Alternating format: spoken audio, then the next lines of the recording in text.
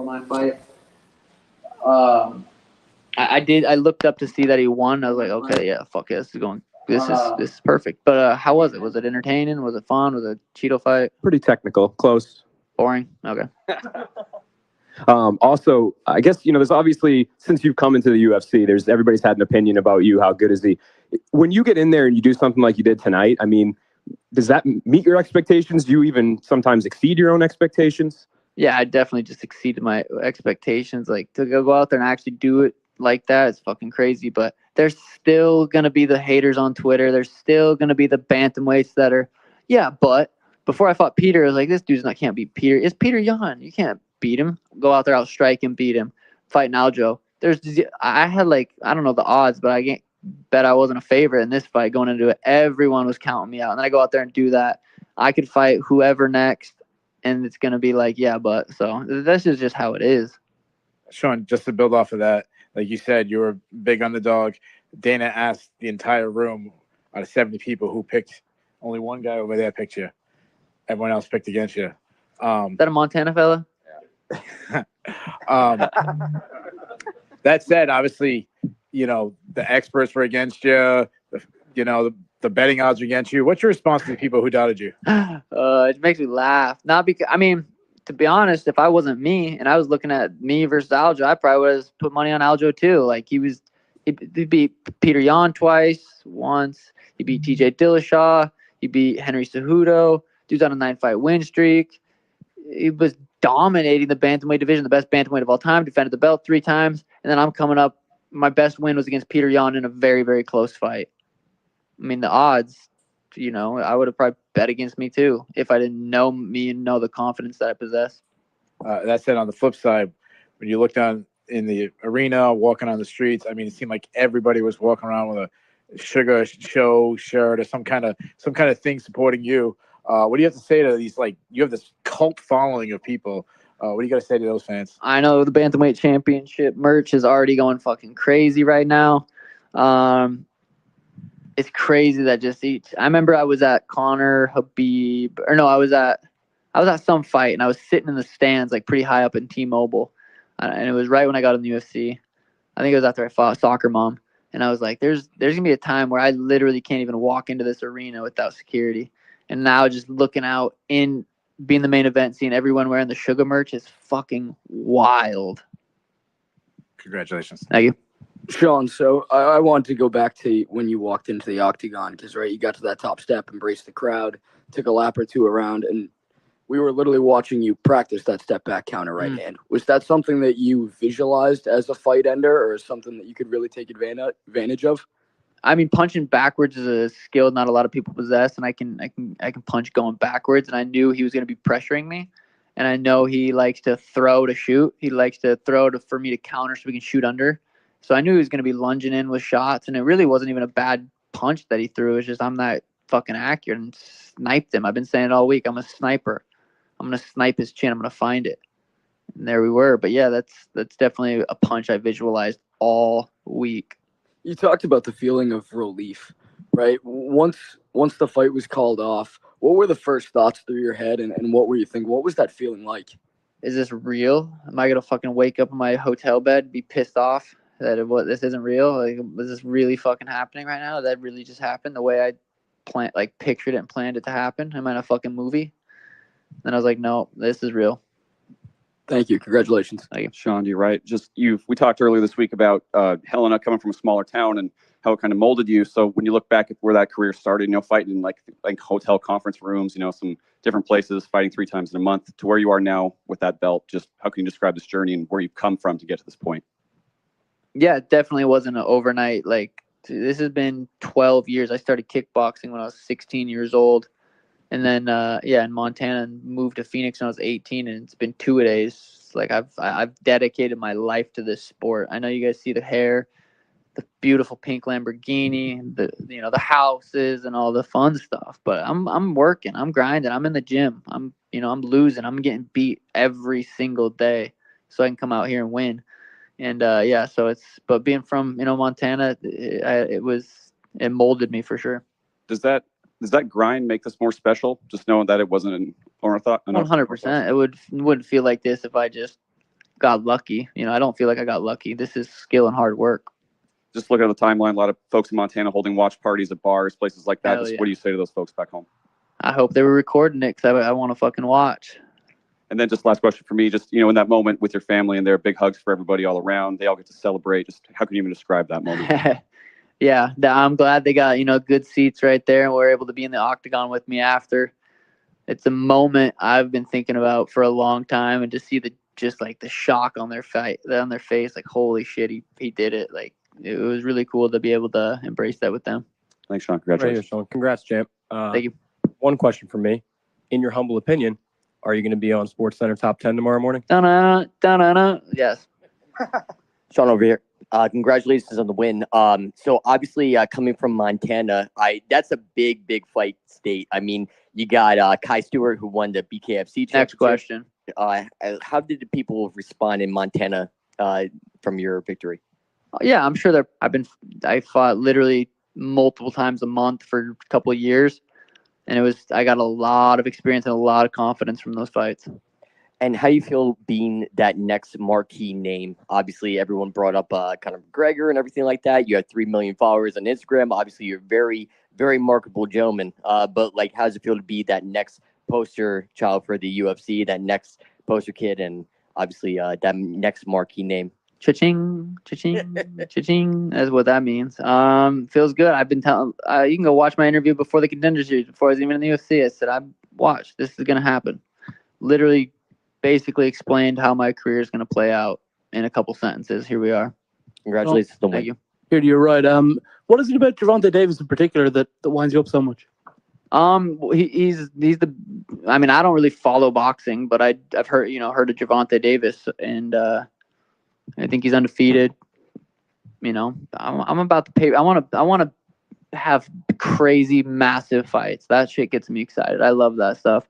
And there's no stars in the bantamweight division.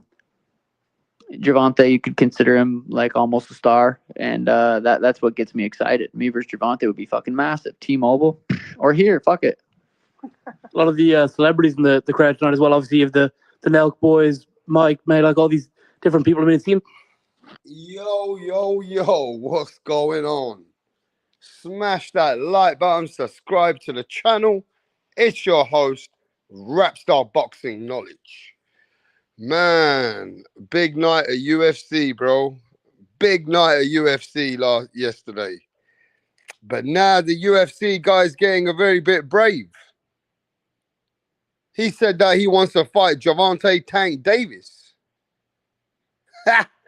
This guy who sniped Jermaine Sterling and Jermaine Sterling, and the way that he knocked him out, the UFC world has gone crazy.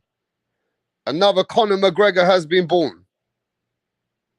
And they believe that this guy, he wants to fight Gervonta Tank Davis.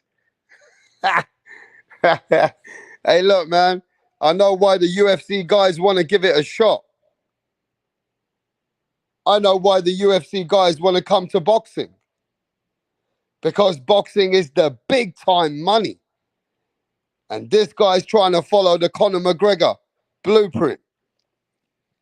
But he wants to fight Gervonta Tank Davis?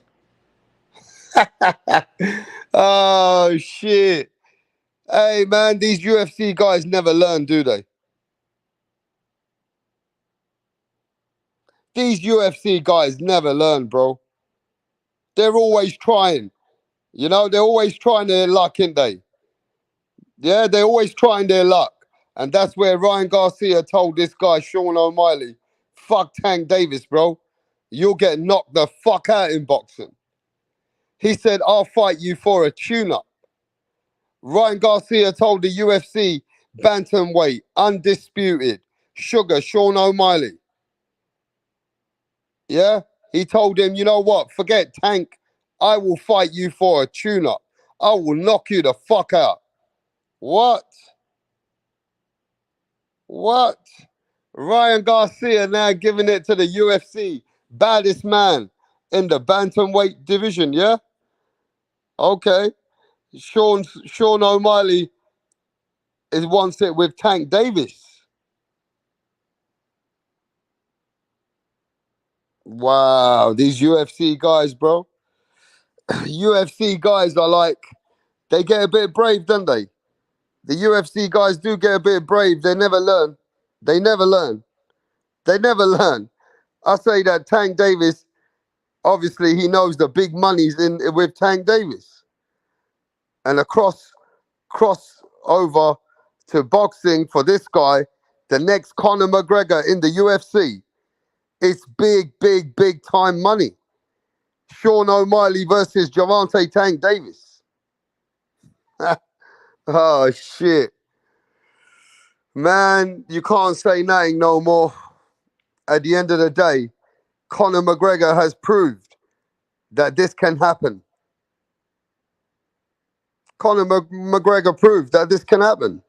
So this guy wants to try and do a crossover to boxing versus the best, one of the best at lightweight, Gervonta Tank Davis. Yeah, but I think Ryan Garcia now has took it personal. He said, you might as well fight me, man. I will knock you the fuck out. Hey, I don't know, man. I think it's big for entertainment. They done this before. You know what I mean? But yeah, I want to go to something else. I want to talk about some boxing for a moment.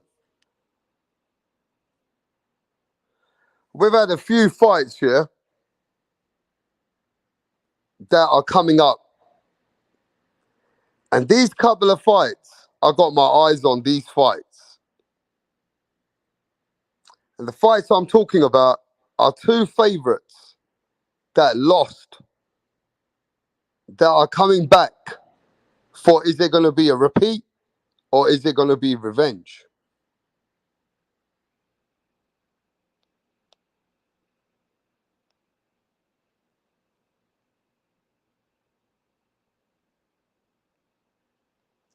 And the fight I'm talking about that I'm interested in, that is a fight that really got me confused when Joyce lost after his eye gave up. And because of the damage he took to the eye, the fight had to get stopped. Now this fight is very intriguing because everybody knew, and most people in boxing do know this, that if Joyce goes past 6-7 rounds, the Chinese Hercules, the Chinese Hulk gets tired. And this particular fight I'm very intrigued about because I know that if Joyce cannot take damage and take the Chinese Zhang to the later rounds, once Zhang gets tired, like he did against Hergovich, I believe Joyce can get his revenge. I believe Joyce will get his revenge against Zhang if he plays his cards right and he's able to weather the storm for the first 6 rounds. If he's able to be smart and not take damage, I believe Joyce can get that revenge. I do believe Joyce can get that revenge. So that's a fight that I'm intrigued about. After seeing Joyce lose like that, knowing that he was unbeaten, knowing that he took damage to the eye is the reason why the fight got waved off. I believe if he changes his game plan, has better defense, able to stay away from heavy shots, can Joyce get his revenge against Zhang?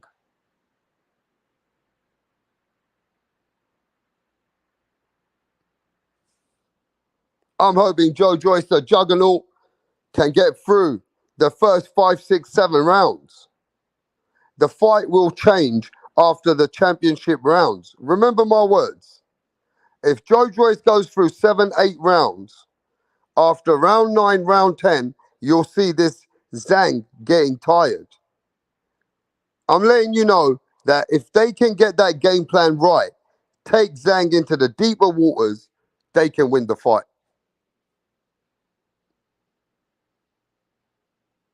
Joyce can win this fight. I'm telling you he can.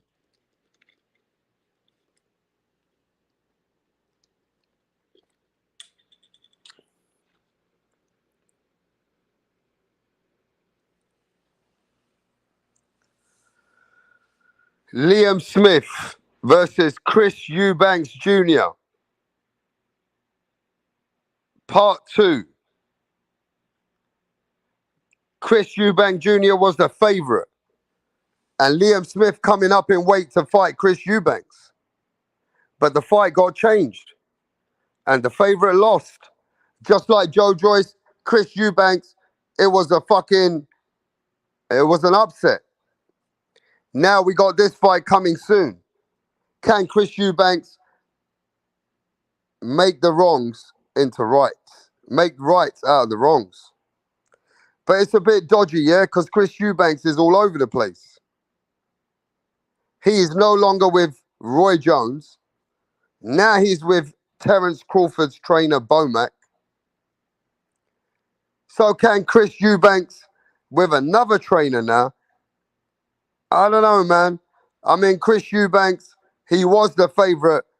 Him going against the revenge, or is it going to be repeat? It's all down to Chris Eubanks. You know what I mean? Now, there was an elbow that Liam Smith threw a few shots.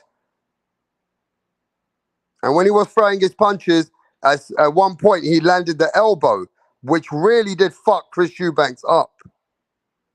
It was a fast elbow, and that fucked him up. So we're going to have to see what happens in this fight. But you know what? If you guys ain't interested in Chris Eubanks, Liam Smith, Joyce versus Zhang, well, those are the fights coming up. You get me? Those are the fights coming up. If you ain't interested in those, then it is what it is. Then we better wait for the big fights. You know what I mean? We better wait for the big fights. But these are fights that we got in boxing. So I'm interested. I'm going to be locked on. I'm going to be watching these fights. And I'm interested to see if Chris Eubanks can do what he did. Like he normally does. He's a very strong, aggressive fighter. Yeah? So I want to see this fight. And I'm interested. But yo, it just seems like you guys ain't interested in these fights, bro. You guys ain't interested in Zhang, Joyce, Chris Eubank, Liam Smith. Well, guess what? I'm going to catch you on the next live. I'm out of here. Peace. Don't waste my time.